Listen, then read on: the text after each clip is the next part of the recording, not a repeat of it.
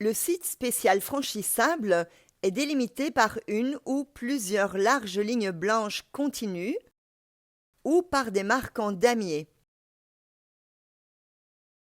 Les mots bus et tram peuvent être inscrits au sol et le signal doit être répété après chaque carrefour. Il est réservé aux transports en commun, donc les bus et les trams, mais aussi aux véhicules affectés au transport scolaire de personnes handicapées, signalés par ce symbole. On entend par affecté au transport scolaire de personnes handicapées le fait d'utiliser un moyen de transport spécifiquement en raison du handicap des passagers, quelles que soient les formes de handicap ou le cadre scolaire. Dans certains cas, d'autres catégories de véhicules pourront aussi y circuler, par exemple les vélos, les cyclomoteurs, les motos, les taxis, mais dans ce cas-là, il y aura alors un des symboles reproduit soit sur un panneau additionnel qui accompagnera le signal site spécial franchissable, ou le logo de la catégorie du véhicule sera reproduit lui-même sur le signal même. Pour les véhicules affectés au déplacement entre le domicile et le lieu de travail, quand ils peuvent aussi employer ce site, il y aura ce symbole-ci.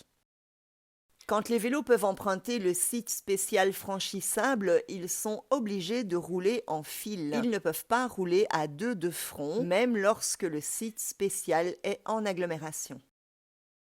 Les véhicules prioritaires pourront aussi circuler sur le site, mais uniquement quand l'urgence de leur mission le justifie. Nous pourrons traverser le site au niveau des carrefours, par exemple en continuant tout droit en coupant un site, ou comme dans cette situation pour tourner à gauche.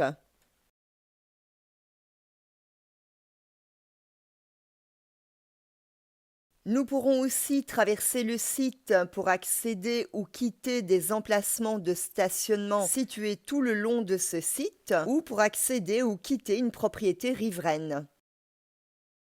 Dans ce cas-ci, nous quittons un parking, donc nous quittons une propriété riveraine.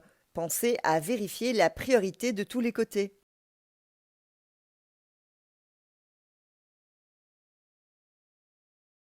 L'unique cas où nous pourrons réellement circuler sur le site, c'est lorsqu'il y a un obstacle à contourner. Imaginons qu'il y ait des travaux sur la chaussée, là nous pourrons circuler sur le site spécial franchissable. Aussi, par exemple, dans le cas où un véhicule fait un déchargement. Là, nous le contournons et nous roulerons sur le site. Dans tous les cas où en tant que conducteur nous circulons sur le site, nous devons respecter les feux des bus et des trams et non plus nos propres feux. C'est le seul cas où nous respecterons leurs propres feux. Petit rappel pour les feux des transports en commun, nous avons déjà vu ça lorsque nous avons vu la signalisation lumineuse.